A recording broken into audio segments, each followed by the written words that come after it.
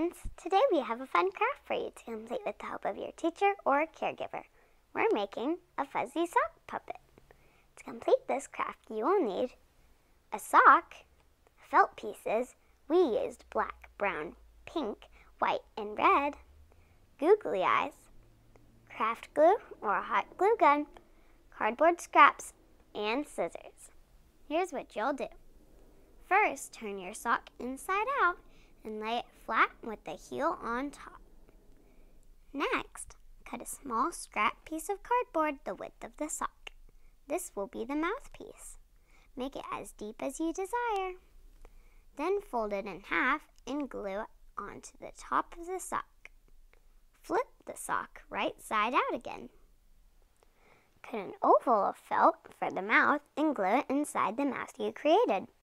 Then add glue and add a tongue. Now it's time for adding the details.